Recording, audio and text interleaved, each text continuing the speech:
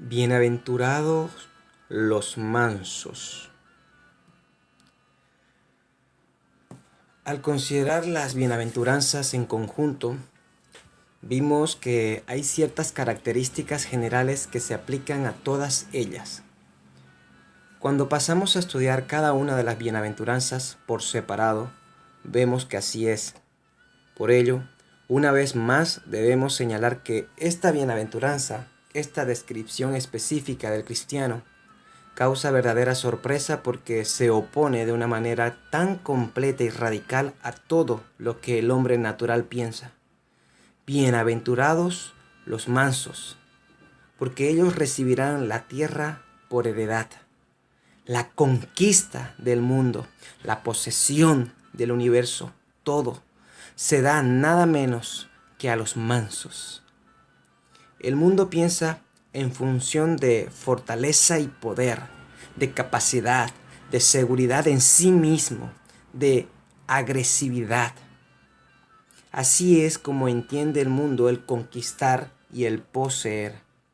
Cuanto más afirma uno su personalidad y manifiesta lo que es, tanto más pone uno en evidencia el poder y capacidad que posee. Y tanto más probable es que uno triunfe y progrese. Pero ahí tenemos esta afirmación sorprendente. Bienaventurados los mansos, porque ellos recibirán la tierra por heredad. Y solo ellos. Una vez más, pues se nos recuerda que el cristiano es completamente diferente del mundo. Es diferente en calidad. Diferencia esencial, por supuesto. Es un nombre nuevo, una nueva creación. Pertenece a un reino del todo diferente. Y no solo es el mundo distinto de él, ni siquiera lo puede entender. Es un enigma para el mundo. Y si usted y yo no somos, en este sentido primario, problemas y enigmas para los no cristianos que nos rodean, entonces esto nos dice mucho en cuanto a nuestra profesión de la fe cristiana. Esta afirmación tuvo que sorprender muchísimo a los judíos del tiempo de nuestro Señor.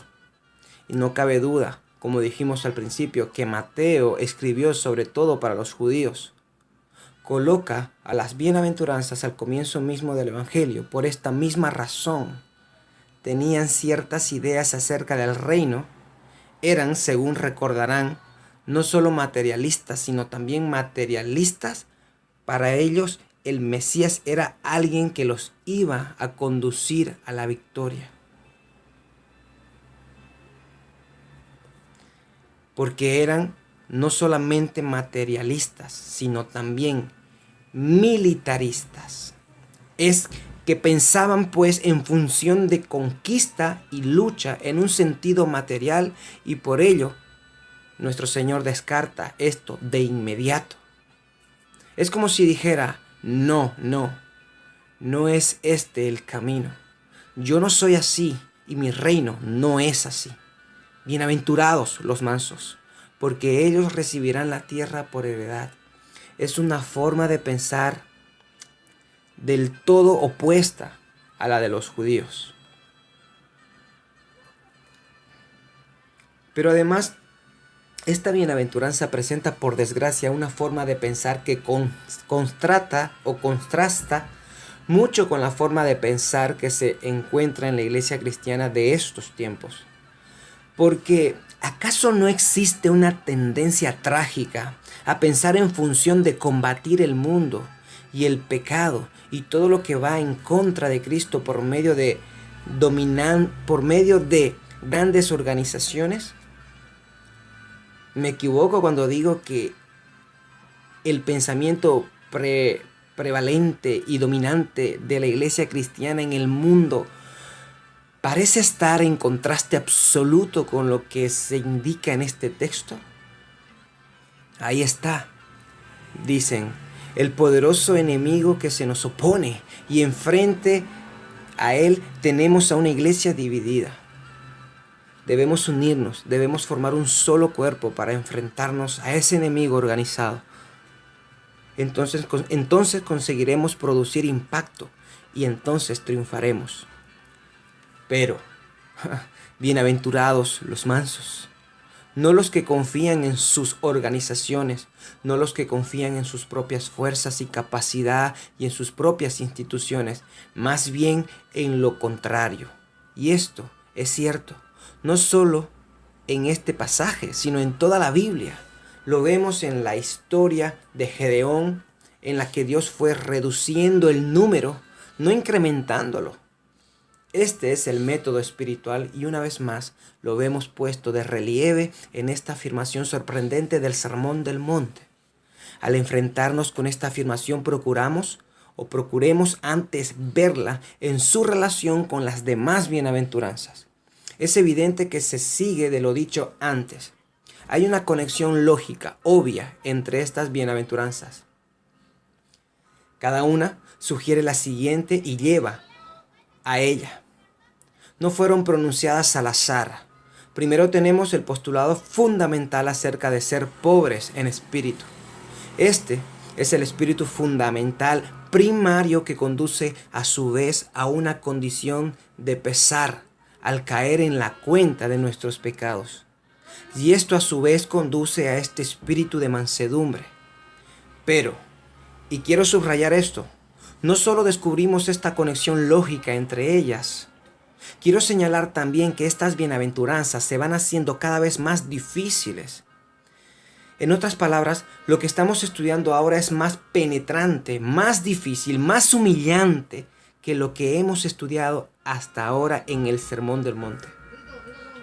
La primera bienaventuranza nos pide que nos demos cuenta de nuestra debilidad y de nuestra incapacidad. Nos pone frente al hecho de que ya hemos presentado delante de Dios, no solo en los 10 mandamientos y en la ley moral, sino también en el Sermón del Monte y en la vida del mismo Cristo. El que cree que con sus propias fuerzas puede llegar a esto, no ha comenzado a ser cristiano. No. Nos hace sentir que no tenemos nada. Nos volvemos pobres en espíritu. Nada podemos. El que cree que puede vivir la vida cristiana por sí mismo está diciendo que no es cristiano. Cuando nos damos cuenta de verdad de lo que tenemos que ser y de lo que tenemos que hacer, nos volvemos inevitablemente pobres en espíritu. Esto, a su vez, conduce a ese segundo estado en el que, al darnos cuenta de nuestro estado de pecado y de nuestro verdadero carácter, al darnos cuenta de que nuestra condición irremediable se debe al pecado que mora en nosotros, y al ver que el pecado está presente incluso en nuestras mejores acciones, pensamientos y deseos, lloramos y exclamamos como el gran apóstol: miserable de mí, ¿quién me librará de este cuerpo de muerte? Pero en este caso, digo, es algo todavía más penetrante. Bienaventurados los mansos. ¿Por qué es así? Porque en este caso llegamos a un punto en que comenzamos a preocuparnos por otros. Lo diría así. Puedo ver claramente mi nada y mi condición desesperada frente a las exigencias del Evangelio y de la ley de Dios. Estoy consciente, cuando soy sincero conmigo mismo, del pecado y del mal que hay en mí, y esto me hunde, y estoy dispuesto a enfrentarme con estas dos cosas. Pero cuánto más difícil es permitir a otros que digan cosas así acerca de mí. Por instinto me ofende tal cosa. Permitir a otros que digan cosas así acerca de mí. No. Todos preferimos condenarnos a nosotros mismos y no que otros nos condenen. Afirmo que soy pecador, pero no me gusta que otro lo diga. Esto es el principio que este versículo ofrece. Hasta ahora me he venido contemplando a mí mismo. Ahora otros me contemplan. Tengo cierta relación con ellos y me hacen algo. ¿Cómo reacciono frente a ellos? Este es el problema que se plantea. No dudo que estarán de acuerdo en que esto es más humillante que todo lo anterior. Es permitir a otros que me pongan bajo su foco en vez de hacerlo yo mismo. Quizá el modo mejor de enfocar esto es considerarlo a la luz de ciertos ejemplos. ¿Quién es manso? ¿Y cómo es? Bien, hay muchas ilustraciones que se pueden dar. He escogido algunas que me parecen las más importantes y sorprendentes.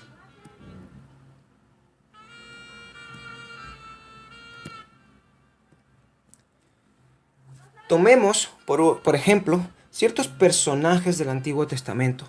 Consideremos la descripción que se da de ese gran señor por muchas razones. Me parece el mayor de los personajes del Antiguo Testamento, Abraham.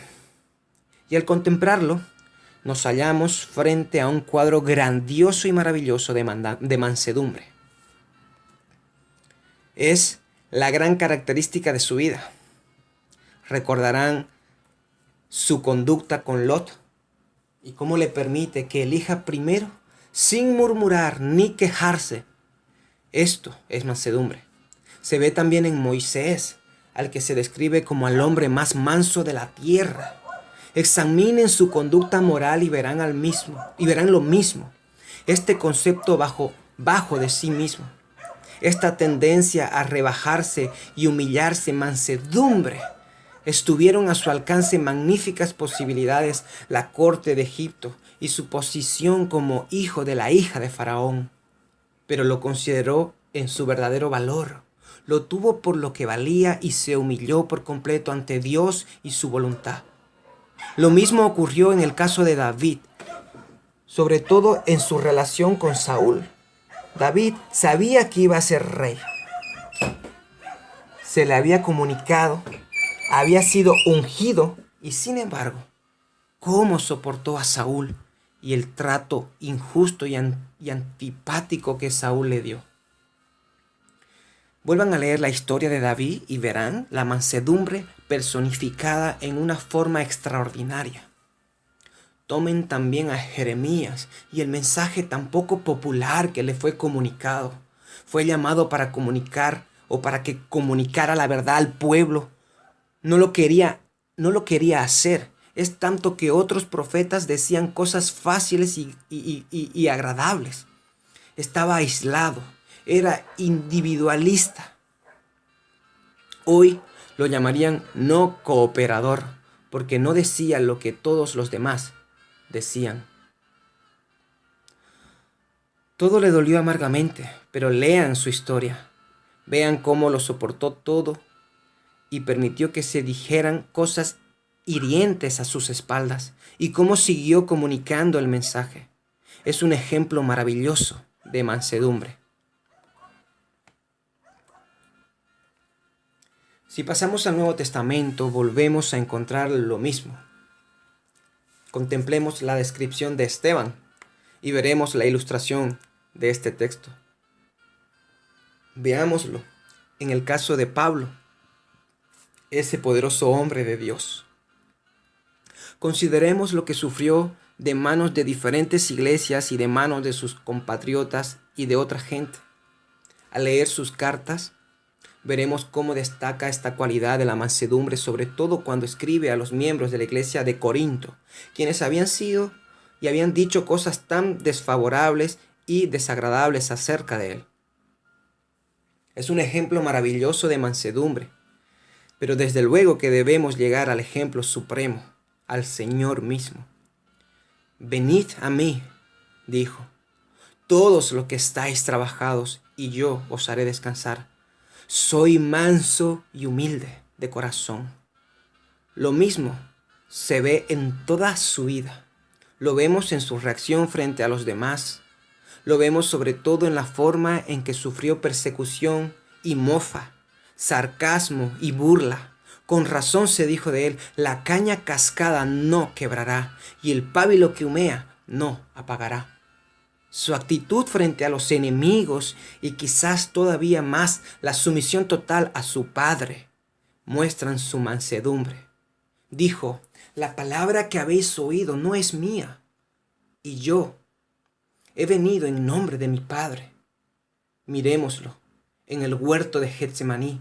Contemplemos la descripción que de él nos hace Pablo en Filipenses, donde nos dice que no se consideró que el ser igual al Padre fuera una prerrogativa a la que aferrarse o algo que hubiera que conservar a toda costa. No. Decidió vivir como hombre y así lo hizo. Se humilló a sí mismo, se hizo siervo y aceptó morir en la cruz. Esto es mansedumbre. Esto es humildad verdadera. Esta es la cualidad que nos enseña en este pasaje. Bien, pues, ¿qué es mansedumbre? Hemos visto los ejemplos. ¿Qué vemos en ellos? Primero, advirtamos de nuevo que no se trata de una cualidad natural. No estamos frente a una disposición natural, porque todos los cristianos tienen que poseerla. No es solo algunos cristianos. Cada uno de ellos, sea cual fuere el temperamento o carácter que tenga, tiene que ser manso. Esto se puede demostrar muy fácilmente. Tomemos esos personajes que hemos mencionado sin contar al Señor mismo, y me parece que en todos los casos veremos que no eran así por naturaleza. Pensemos en el carácter fuerte y extraordinario de un hombre como David, y sin embargo vemos lo manso que fue. También Jeremías nos hace descubrir el secreto. Nos dice que era como una caldera en ebullición y con todo fue manso. Un hombre como Pablo, de mente poderosa, de personalidad extraordinaria, de carácter fuerte, fue sin embargo humilde y manso. No se trata de una disposición natural. Es algo que lo produce el Espíritu de Dios. Permítanme insistir en esto. Mansedumbre no significa indolencia. Hay personas que parecen mansas por naturaleza, pero no son mansas, sino indolentes. La Biblia no habla de esto. Tampoco quiere decir flojera. Y empleo este término con toda intención. Hay personas calmadas, serenas, y se tiene la tendencia a tenerlas por mansas. No es mansedumbre sino flojera. Tampoco quiere decir amabilidad. Hay personas que parecen amables de nacimiento. Esto no es lo que nuestro Señor quiere decir cuando afirma bienaventurados los mansos. Esto es algo puramente biológico, lo que uno encuentra en los animales. Hay perros más amables que otros y gatos más amables que otros. Esto no es mansedumbre. No significa, pues, ser amable por naturaleza, ni ser de trato fácil, ni tampoco significa personalidad o carácter débil. Todavía menos significa espíritu de compromiso o paz a cualquier precio. Estas cosas se confunden muy a menudo. Con frecuencia se tiene por manso al que dice lo que sea con tal de no estar en desacuerdo. Pongámonos de acuerdo, acabemos con esta diferencia y divisiones. Olvidemos lo que nos divide, vivamos en paz y alegría. No es eso. La mansedumbre es compatible con una gran fortaleza. La mansedumbre es compatible con una gran autoridad y poder. Esas personas que hemos puesto como ejemplos fueron grandes defensores de la verdad. El manso es alguien que quizá crea tanto en defender la verdad, que esté dispuesto a morir por ello. Los mártires fueron mansos, pero no débiles. Fueron hombres fuertes, aunque mansos. Dios no permita que confundamos esta cualidad tan noble, una de las más nobles, con algo puramente animal o físico o natural. La última consideración negativa sería que la mansedumbre no es algo puramente externo, sino también y sobre todo algo del espíritu interno. Si queremos ser verdaderamente mansos, no solo hemos de soportar las ofensas, sino que hemos de llegar a ese estado en que lo soportamos de buen grado. Debemos dominar los labios y la boca y no decir lo que tendríamos ganas de decir. No se puede meditar en un versículo como este sin sentirse humillado. Es cristianismo auténtico. A esto se nos llama y así debemos ser. ¿Qué es, pues, la mansedumbre? Creo que se podría resumir así. La mansedumbre es básicamente tener una idea adecuada de uno mismo, la cual se manifiesta en la actitud y conducta que tenemos respecto a otros. Es, por lo tanto, dos cosas. Es actitud para conmigo mismo y manifestación con otros. Se ve pues como se sigue por necesidad el ser pobres en espíritu y del llorar. Nadie puede ser manso si no es pobre en espíritu. Nadie puede ser manso si no se ve a sí mismo como vil pecador. Esto viene primero. Pero cuando he llegado a esa idea adecuada de mí mismo, en función de pobreza de espíritu y lágrimas por mi condición de pecador, paso a comprender que también tiene que haber ausencia de orgullo. El manso no es orgulloso de sí mismo. No se gloria nunca en sí mismo. Siente que no tiene nada de qué enorgullecerse. También significa que no trata de imponerse. Es pues una negación de la psicología popular de hoy día que dice: imponte, expresa tu personalidad. El manso no actúa así. Se avergüenza más bien de ello. El manso tampoco exige nada para sí. No exige todos sus derechos. No exige que se tengan en cuenta su posición, privilegios, bienes y nivel social. No. Es como el hombre que Pablo describe en Filipenses 2. Haya pues en vosotros este sentir que hubo también en Cristo Jesús. Cristo no exigió el derecho a la igualdad con Dios. No quiso exigirlo. Y a esto hemos de llegar. Permítanme ir más allá.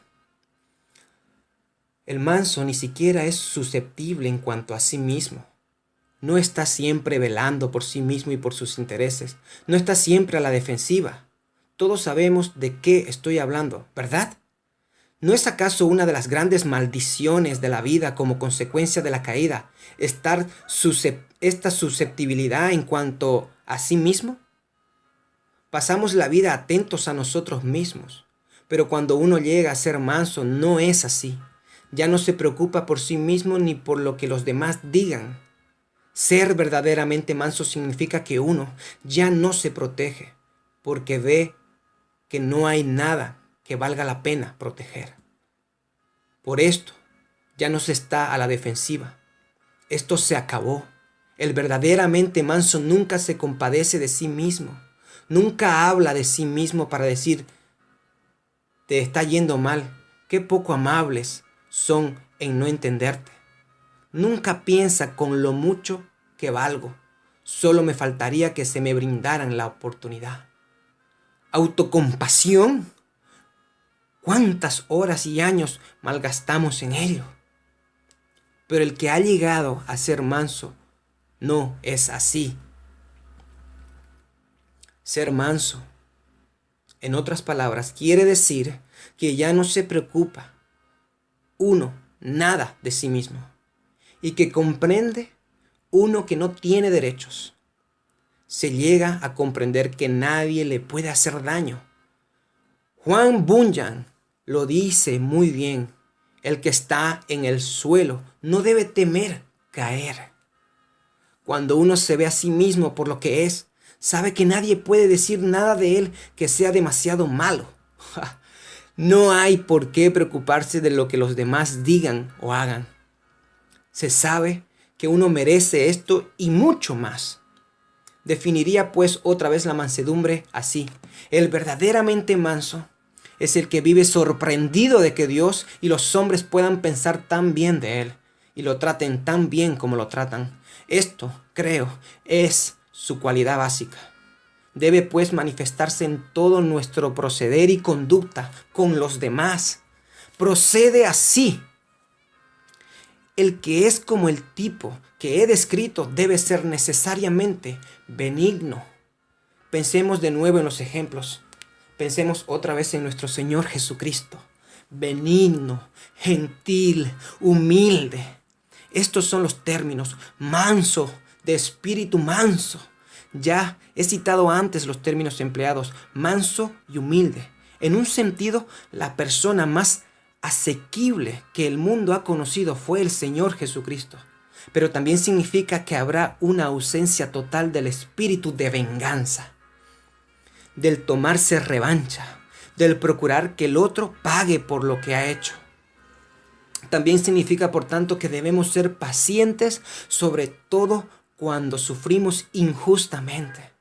Recordarán como Pedro en el capítulo 2 de su primera carta, que para esto fuisteis llamados, porque también Cristo padeció por nosotros, dejándonos ejemplos para que sigáis sus pisadas, el cual no hizo pecado ni se halló engaño en su boca, quien cuando le maldecían no respondía con maldición. Cuando padecía no amenazaba, sino encomendaba la causa al que juzga justamente. Significa paciencia incluso cuando se sufre injustamente. De nada vale, dice Pedro en este capítulo, que aceptemos con paciencia las reprensiones por nuestras faltas, pero si obramos bien y sufrimos como consecuencia de ello y lo soportamos con paciencia, entonces esto es lo que merece alabanza a los ojos de Dios. Esto es mansedumbre. Pero también significa que estamos dispuestos a escuchar y a aprender. Que tengamos una idea tan pobre de nosotros mismos y de nuestras capacidades que estemos dispuestos a escuchar a otro. Sobre todo, debemos estar dispuestos a que el Espíritu nos enseñe, a que el Señor Jesucristo mismo nos guíe. La mansedumbre siempre implica espíritu dócil. Esto vemos en el caso de nuestro Señor mismo. Aunque era la segunda persona de la Trinidad, se hizo hombre, se humilló voluntariamente hasta el extremo de depender por completo de lo que Dios le diera, de lo que Dios le enseñara y de lo que Dios le dijera que hiciese. Se humilló a sí mismo hasta eso, y esto significa ser manso. Debemos estar dispuestos a aprender y escuchar, y sobre todo debemos entregarnos al Espíritu. Por fin lo expresaría así: debemos dejarlo todo. Nosotros mismos, nuestros derechos, nuestros motivos, todo nuestro futuro en las manos de Dios. Sobre todo si sentimos que sufrimos injustamente. Aprendemos a decir con el apóstol Pablo que nuestra actitud debe ser esta: mía es la venganza, yo pagaré, dice el Señor. No necesitamos pagar, sino que nos ponemos en las manos de Dios. Lo dejamos todo a Dios. Nosotros mismos, nuestros motivos, nuestros derechos, todo, con tranquilidad de espíritu, de mente y de corazón. Ahora bien, todo esto lo veremos luego. Es algo que se ilustra en abundancia en las distintas enseñanzas de este Sermón del Monte. Advirtamos ahora lo que le sucede al que es así. Bienaventurados los mansos, porque ellos recibirán la tierra por heredad. ¿Qué significa esto? Lo podemos resumir muy brevemente. Los mansos ya heredan la tierra en esta vida, en esta forma. El verdaderamente manso está siempre satisfecho, está contento. Goldsmith, poeta inglés, lo expresa bien cuando dice: no teniendo nada, lo tiene todo. El apóstol Pablo todavía lo ha expresado mejor cuando dice: teniendo nada, mas poseyéndolo todo. Y a los filipenses les dice: gracias por enviarme el obsequio, me gusta, no porque deseara nada, sino por el espíritu con que me lo enviaron. En cuanto a mí, lo tengo todo sobreabundo. Les había dicho ya, sé vivir humildemente y sé tener abundancia, y todo lo puedo en Cristo que me fortalece. Adviertan también la forma sorprendente en que expresa el mismo pensamiento en 1 Corintios 3. Después de decirles que no deben sentirse celosos o preocupados por estas cosas, afirma, todo es vuestro, todo en absoluto. Sea Pablo, sea Apolo, sea Cefas, sea el mundo, sea la vida, sea la muerte, sea lo presente, sea lo porvenir, todo es vuestro y vuestros de Cristo, vosotros de Cristo y Cristo de Dios. Todo es de ellos.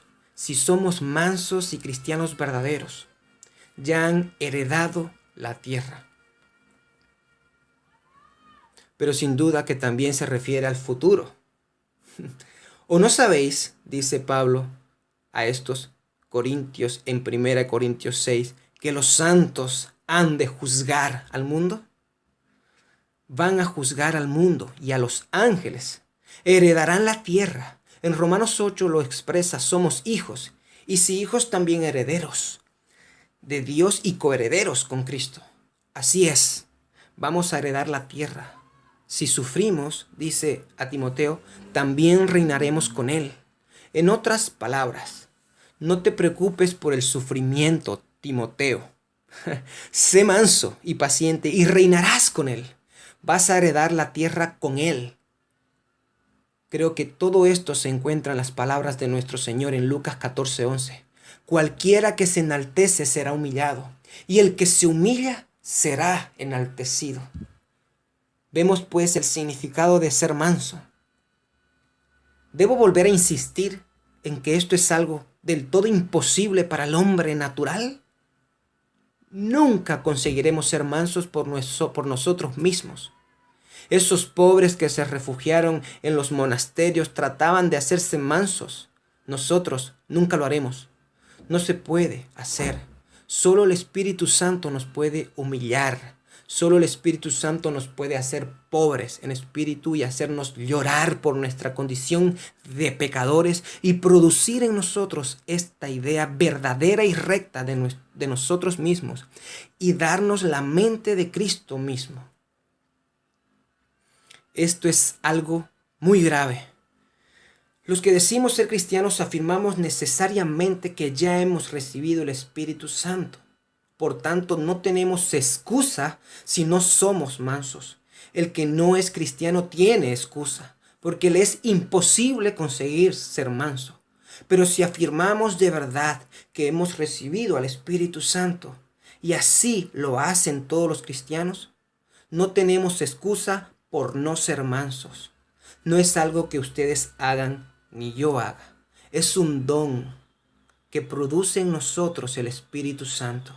Es un fruto directo del Espíritu. Se nos ofrece y es posible. ¿Qué tenemos que hacer? Debemos situarnos frente a este sermón del monte. Debemos meditar acerca de esta afirmación en cuanto a ser mansos. Debemos considerar los ejemplos. Sobre todo, hemos de contemplar al Señor mismo. Luego, debemos humillarnos y confesar con vergüenza no solo lo pequeño que somos, sino nuestra imperfección absoluta. Luego, debemos acabar con ese yo que es la causa de todos nuestros problemas, a fin de que Él, que nos ha comprado a tal precio, venga a poseernos totalmente.